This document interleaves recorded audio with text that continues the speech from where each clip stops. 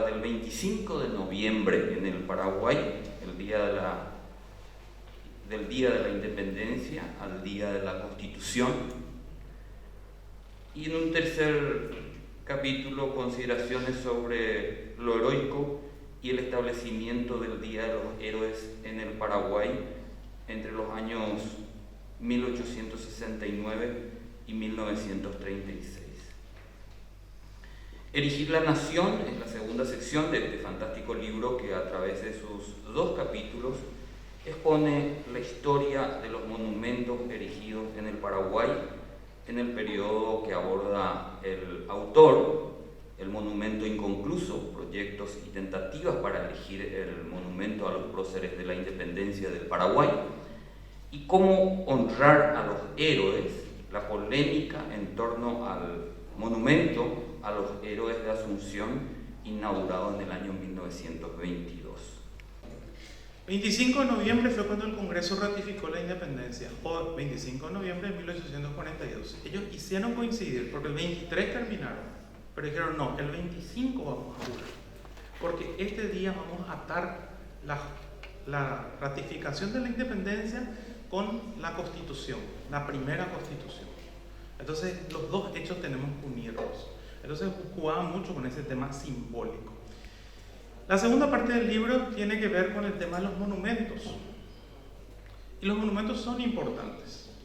Y aquí solamente voy a referirme al tema del monumento de los próceres de la independencia. Imagínense hasta qué punto llega la situación, ¿verdad? Porque uno dice, ¿qué importa? En 1894 se pelearon si a quién le ponían, si le ponían a Cabaña, le ponían a Yegro, le ponían a Caballero. La pelea sigue hasta hoy en día. 5 leyes fueron promulgadas, 5 leyes aprobadas por unanimidad por ambas cámaras del Congreso. La última fue en el Bicentenario en el 2011. Hasta hoy no existe ese monumento. Por eso es el monumento inconcluso. No existe el monumento. Y creo que así como vamos, no va a existir por mucho tiempo, porque no nos ponemos de acuerdo. Porque lamentablemente, ya desde el principio, nuestras disputas entre nuestros líderes terminan marcando muy fuertemente el devenir. Imagínense que eso es un punto central, y solamente sobre eso voy a hacer una referencia. Si ustedes van a cualquier ciudad argentina, San Martín está ahí. Las plazas principales siempre son la Plaza San Martín. Vamos a Uruguay, hasta el último rincón del Uruguay, la Plaza Tigres. Nosotros no tenemos eso. Ahí el Mariscal López a veces cubre un poco esa cuestión, pero en general no tenemos de los líderes de la independencia. Bueno, no ponemos de acuerdo, porque Francia fue un dictador y le fusiló a los otros le quisieron matar a Francia, ¿verdad? Entonces no nos ponemos de acuerdo, entonces el monumento hasta hoy en día no existe. Ningún país de Latinoamérica había perdido más de la mitad de su población como nosotros perdimos en 5 años. Ni en la peor de las epidemias, ni en la peor situación, ningún país de América Latina pasó por lo que nosotros pasamos. Eso es un hecho. Y un intelectual, Juan Silvano Godoy, dice, necesitamos un héroe, necesitamos alguien en quien reflejarnos, en alguien que represente, que personifique ese sacrificio que hizo el pueblo paraguayo. Y entonces Godoy hace un razonamiento y dice, tenemos que buscar un héroe que no esté manchado con los procesos de San Fernando. Porque más allá, si uno lo piensa, los procesos de San Fernando fueron trágicos. 800 paraguayos fueron torturados y ejecutados. Entonces Godoy dice, el general Díaz, el general más victorioso y el hombre que murió antes de los procesos de San Fernando. Entonces su figura no está atada a San Fernando, nadie puede cuestionar a Díaz. Entonces él comienza la reivindicación de Díaz, que finalmente en 1906 se consagra. De hecho, el 22 de septiembre se celebraba con más fuerza por la victoria de Curupaytí. Entonces dice, Díaz es el hombre, Díaz es nuestro héroe. Y comienza él a reivindicarlo al general Díaz. Es más, se hacían procesiones cívicas, que no eran tanto procesiones porque en realidad se tenían que ir en barco hasta Pilar, y de Pilar iban hasta el campo de batalla de Curupaytí a llevar ofrendas, cada 22 de septiembre. Una de las primeras la organizó el Instituto Paraguayo, porque Díaz era el héroe. Algunos antilopistas decían, cuidado con esto de reivindicar a Díaz, porque hoy le están reivindicando a Díaz y después le van a reivindicar a López. Entonces hay toda una pelea y dicen, no hay que reivindicarle a nadie. Entonces es sumamente interesante pensar en ese tipo de situaciones, porque hoy la tomamos porque cuando estábamos en la escuela ya nos enseñaban que esos eran los héroes, que esas eran las fechas, pero en realidad no es así. Y a lo mejor dentro de 100 años estas fechas que hoy celebramos ya no se van a celebrar más. Fíjense nomás, y con esto termino para que pensemos lo que ocurrió hace unos pocos días. Fueron 90 años de la victoria de Boquerón. Quien más, quien menos tiene un abuelo, un bisabuelo que se fue a la guerra del Chaco. Pero las dos únicas fechas conmemorativas que se mueven son las de la guerra del Chaco. Ninguna de las otras se mueve.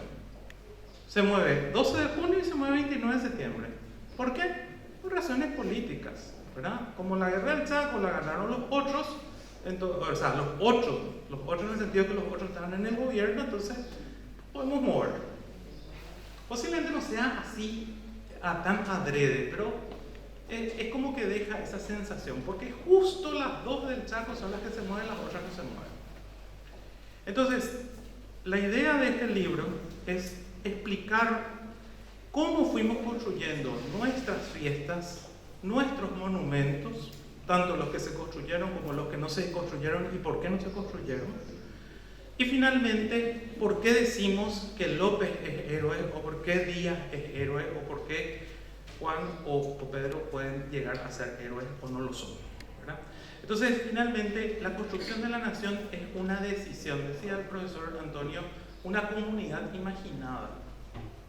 Nosotros tenemos que formar parte de esa comunidad imaginada, porque esa comunidad imaginada es la que nos permite estar unidos.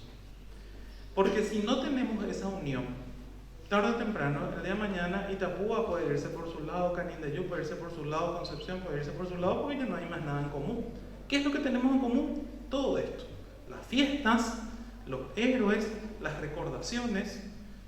Obviamente después me van a decir los lingüistas también el guaraní, pero ayer hablábamos, en Argentina se habla guaraní, en Brasil también se habla guaraní, ¿verdad? O sea, el proceso de construcción de la nación y de conservación de la nación es un discurso político, donde todos aceptamos ese discurso, más o menos con algunas críticas, pero lo aceptamos. Entonces nos sentimos parte de esa nación. ¿Cuál es el desafío hoy? Y con esto sí termino. En el 2021 ya estamos en un mundo mucho más globalizado que en el 2019 cuando se dan todas, o en el siglo XX cuando se dan estas discusiones. Entonces nosotros hoy tenemos que pensar nuestra identidad, nuestro futuro como nación y como sociedad en un contexto global, integrados con el mundo, integrados con la región. Y se puede. Y yo doy siempre un ejemplo. Francia y Alemania, alemanes y franceses se han hecho la guerra durante siglos, más que nosotros. Siglos. Hoy están en un proyecto común. Fíjense, siguen peleando por decir quién tiene que aportar más a la Unión Europea, si dan menos impuestos, etcétera, etcétera. Sigue, obviamente, los intereses siempre van a estar ahí presentes.